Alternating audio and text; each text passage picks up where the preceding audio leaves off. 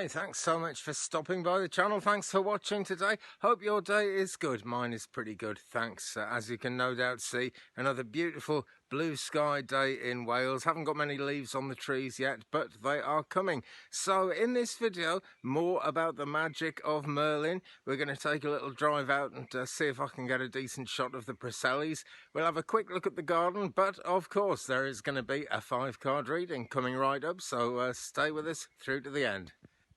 Stuff in the mini greenhouse is seriously going for it. I've planted some of these out already. These are pak choi lettuce, amazing things. Got some leeks at the back there, and here, not waving but almost drowning, we have got the Mozart cabbages, and they need planting out pretty soon. I'm going to do that today or tomorrow because they are so ready. Down here we've got some mange 2 peas, I think they are, coming out. I'm not sure what's in here anymore. And on this side, I believe it's beetroot, and there's one having a go there, but that's about it. Down here, though, it's all action as the spinach starts to come out. So I'm going to turn it to Popeye. And just in the bucket here is a nice symbol of hope, okay? This is some soil I scraped up after my greenhouse blew away. And these plants are amazing. They haven't been at all planted properly. They've just been chucked in a pot in the soil and they've germinated. And what we've got there, I think, is spinach. So there you go, never give up. It's so sunny I can hardly see anything in the viewfinder. But there we have got my 3 rows of brassicas. There's another row of brassicas to go out, actually. They were looking a bit sort of unhappy when they arrived, so I stood them in some compost for a while. But look, down here, we have got broccoli actually starting to come together. Bill Clinton wouldn't be happy, but, well, who cares too much about that, eh? Still nothing happening with the potatoes, but they must be growing good under there. I'm sure they're going to poke their heads up soon. And I got some new containers going over here as well. More Jerusalem artichokes in those 2 black ones. Some more artichokes in that white one as well, actually. Carrots there. Old leeks. And here we have pak choi lettuce, which is growing really fast. Doesn't look very big yet, does it? But it's certainly getting bigger and bigger all the time at quite a surprising rate. But it is a wonder vegetable, isn't it? You know, it's something you... It's almost indestructible. You can grow it anywhere, they say. So I'm not too surprised that it's growing in my bag of soil there. The rhubarb is really going for it. Especially that rhubarb up there, actually. Look at that taking off. And there are still some junky bits that I've got to sort out, but there'll be plenty growing in there soon. I'm still trying to give up smoking, and I smoke less and less all the time, but that is a tobacco plant. And so is that, and so is that. These are peas. There are peas growing in there, but the wind blew my pea netting down, as it so often does. But there's going to be something good in there pretty soon, I'm sure. And let's nip out in the car. Just got to get a little bit of shopping. Won't take a minute, and I'll edit it so it takes even less than that. But look at this track today as we go up the side of the mountain to get to the road. I've showed you this so many times when it's been horrible, rainy, dull weather. And it is kind of quite magical, actually, when it's all misty. It's not that bad, but look at this today. Absolute blazing sunshine. Tropical heat here, actually. I was chatting with Celtic Tarot Sheila yesterday, and I think she's got snow in Colorado at the moment. Well, I think it warmed up a bit earlier in the year. Now it's snowing again. But here we are, really lucky. This is like tropical heat. I've got the windows open, so the engine is making a noise. And it's real tropical heat today. It kind of dries thick clothes in about an hour. It's absolutely amazing. And this is because we're in between the mountains and the sea, so we get what they call a Riviera effect. And it's absolutely beautiful today. We're just past full moon, so nature is really at her height at the moment. I'll just stop here for a second and turn the camera up. See that big green tree top in the centre there? That is a Scotch pine, and I was talking in the Merlin video the other day about how Wales used to be covered in oak and now it's covered in pine. Well, before it was covered in oak, it was covered in Scotch pine, and that's how ancient this little bit of Wales is where I'm so lucky to live. It's actually still got quite a few Scotch pines up there. and they survive because they're not much good for making furniture out of, and occasionally a branch drops off and I saw it up and put it in the fire, and it nearly always causes a chimney fire, so it's kind of hopeless in lots of ways. But it's what Mother Nature put there, and it's so great to see it standing 60 feet tall. That's how it grows, how high it grows, and that's at her full 60 feet there as we're looking at it. Anyway, I've got the windows open today because it's nice and warm. In fact, it's positively hot actually, and so the engine noise is a bit louder than usual. It's a tiny little engine by American standards. It's a 1.5 litre diesel engine, but it goes like stink, it really does. So I'm quite enjoying having this car. It gets me places, and that's what I want it to do. But look how blue the sky is in between the trees there. I think that's fantastic. And all these trees are coming into bud. If they haven't got the beginnings of leaves on them now, they very soon will have, and then we won't see as much of the sky. But that is just going to be so cool, because what we'll see instead is beautiful greenery.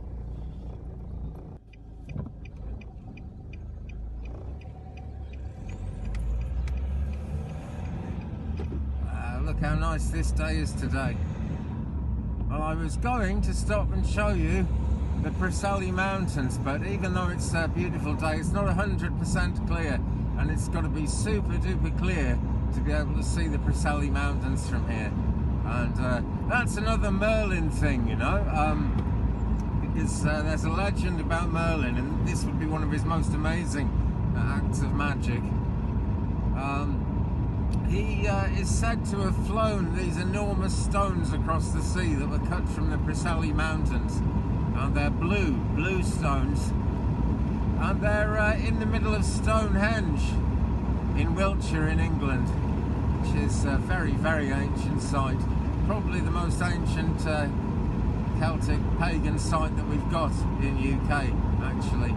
And these stones are absolutely huge, and nobody can really explain how they got there. It's about 3 hours drive from here to Glastonbury by car, so yeah, I'm sure it would have taken months and months just to walk there, let alone actually carry these huge stones that are bigger than anything we could lift with a crane today. And the legend is that Merlin flew them across the sea in those days. Stonehenge is very near to Glastonbury, and that whole area of Wiltshire in UK, very, very steeped in magic and mysticism, and it's really a centre of paganism and witchcraft. Fascinating place, and you find fascinating people living there as well. I'm a little bit out of the heat here. Oh, going a bit fast there. Araf, slow. Anyway, I'm going to pop in the shops now, and I'll see if I can find a better view of Preseli when we're on our way back, because it'd be real nice to show you it if I can.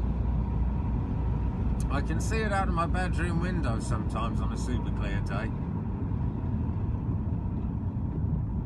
Here we go, let's turn in and see what the shop has to offer us today. Roadworks by the look of it.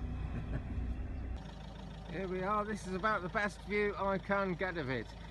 There is a windmill turning up on a hill way in the distance there, and that is part of Preseli. It's really that wavy dark line you can see in the distance. That is actually the top of Preseli Mountain. We've got some trees in the way, but I'm sure they're there for a reason, because everything always is, everything happens for a reason. But there is Preseli, super magical place, steeped in mystery, and it's not exactly a stone's throw, but it's not too far. We'll take a drive out there one day, back in the old car now.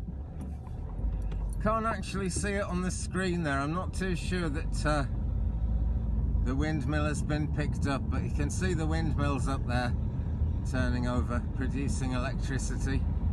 And now we'll drop right down into the valley, get back to the old homestead, and we'll do some cards.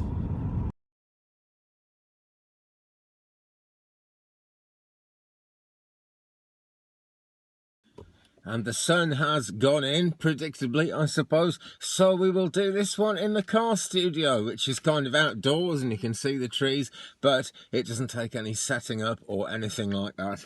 And if the sun comes out, I can jump out quickly and finish it off out there.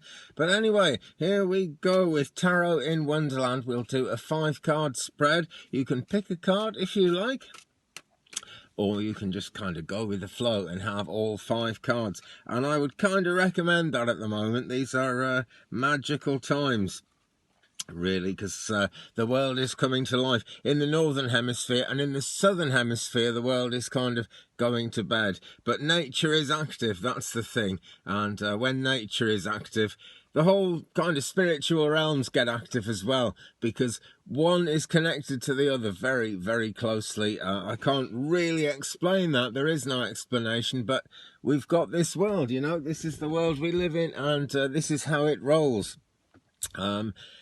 Very often when I'm doing mediumship, I find that the answers come from things that I can actually see, you know. My guides will draw me to something that I can see in the room or in the area, in the space, and that will be the launching point, the sort of the diving board, as it were, to get into the spiritual waters and find out what's going on. So we've got 5 cards here.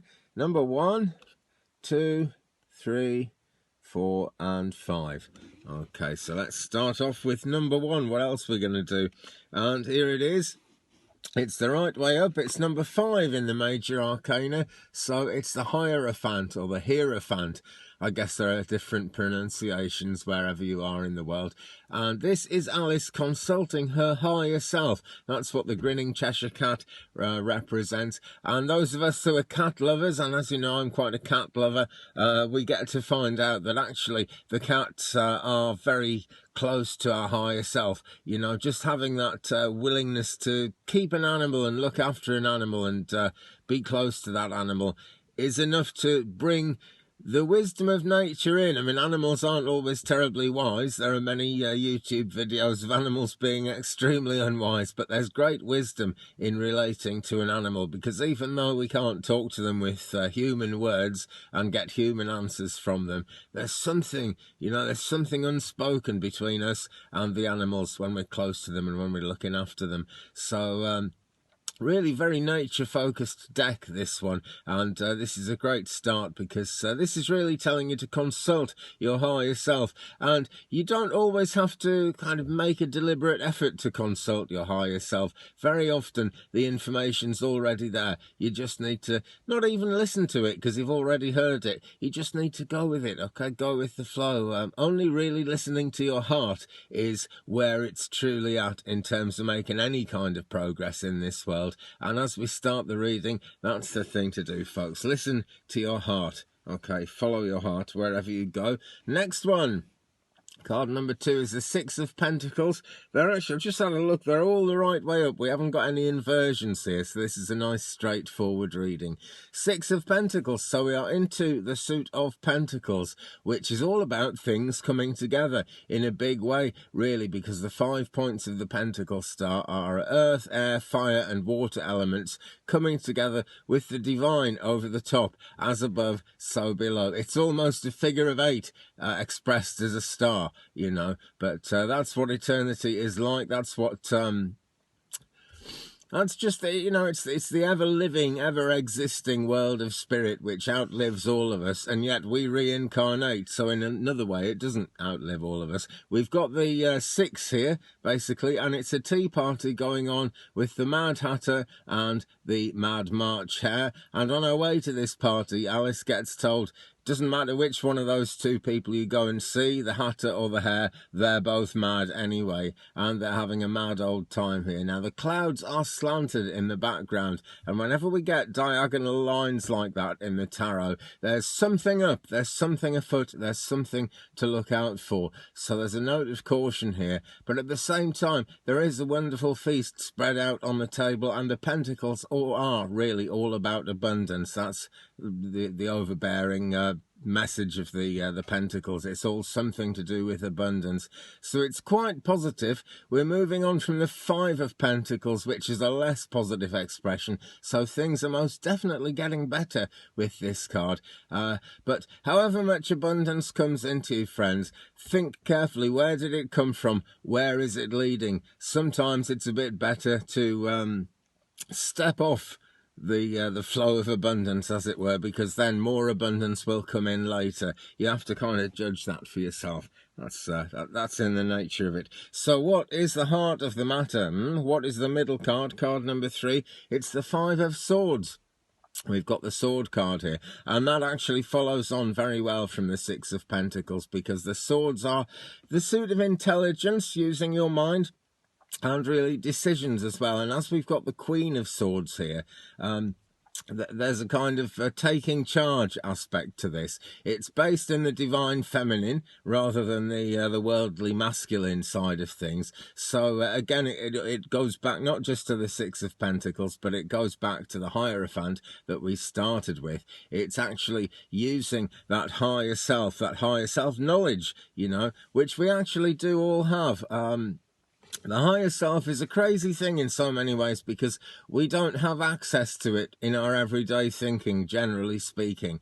But that's only if we're sort of going from one moment to the next and trying to latch on to something in the here and now. If we take time out and meditate, we get much closer, much deeper access to that higher self, that understanding that is, it's not in the forefront of the mind, you know. Now, we can never see absolutely everything that's going on in the higher self with our eyes open anyway, or even in meditation, actually, because we're all driven by symbols that have come to us as we've gone through life. Very often things from early childhood that we can't physically remember, but which nevertheless drive us, wow, into the realms of psychology there in quite a big way. And I don't want to go there too much, guys, okay, but use your higher self on this decision. And this decision is all about what we saw in the 6 of Pentacles. There's abundance, but which way is it going? Do we want to actually go along with it now? Because the nature of energy is, if something's meant to happen and you get an opportunity and you choose not to go with that opportunity at that moment, that opportunity will come back if it's meant to be. And if it's not meant to be, do you really want it to come back? That's the heart of the matter. Decisions. Another sword card, and this time it's the King of Swords. And now this is kind of the immediate future. So I guess once you've made that decision, you're going to have to be decisive yet again, and the intellect is going to come into it. This could... Because it's Humpty Dumpty, you know, well, this is always something to do with having to walk on eggshells, as we so often put it. Now, often it's to do with not walking on eggshells around other people. In other words, don't let other people dictate things to you. Don't let other strands of ideas dictate things to you. And it's those strands of ideas that I'm really drawn to in this reading, actually, because it is all about ideas. And ideas, you see, come out of knowledge. They come out of experience. They're born out of what you've already gone through in your life. And really this time I want to say, don't walk on eggshells around yourself, okay? The nature of the King of Swords is to get things moving, to get things happening, and just to keep the flow of events going, really. The Queen of Swords is more in the higher chakras. The King of Swords is more masculine. It's more about making things happen in the here and now. So do be willing to go ahead, okay? You can't make an omelette without cracking eggs, to add to the egg image that's going on there.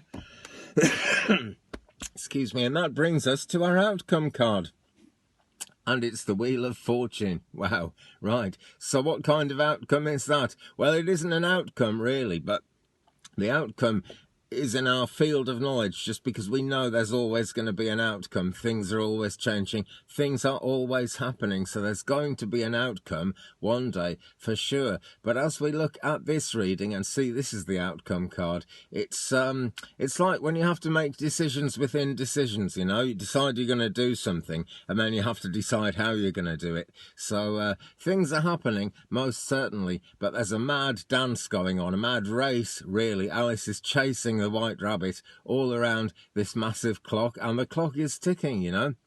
That's the thing about the clock image, is time is always moving on. You know, they say tomorrow is the first day of the rest of your life.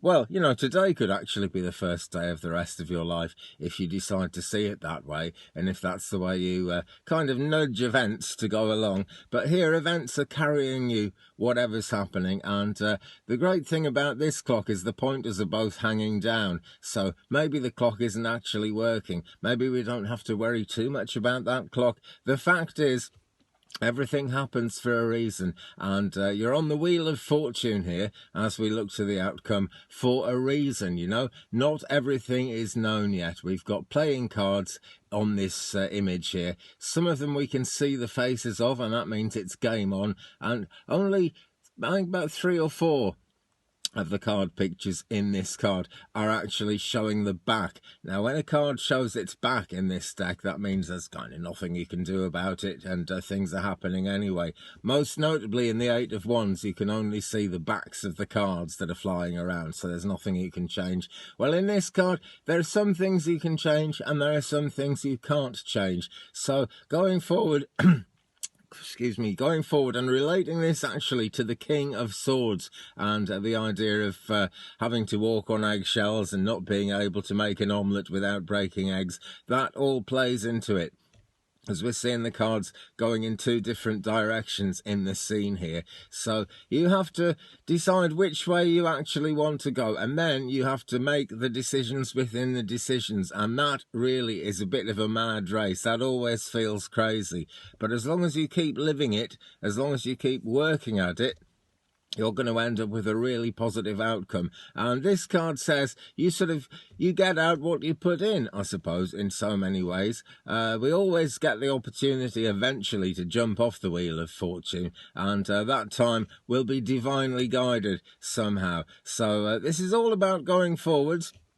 I guess readings always are, actually, particularly 5-card ones like this, because it is a progression from the first card through to the end of it. And if we think of that progression, what we really got is consult your higher self at the beginning, and we're sort of at the mercy of fate to a lesser or greater degree by the time we get to the end of it. But that's not such bad news as it sounds. You know, we are all subject to fate, and fate is a crazy thing, it really is. We are absolutely all subject to it.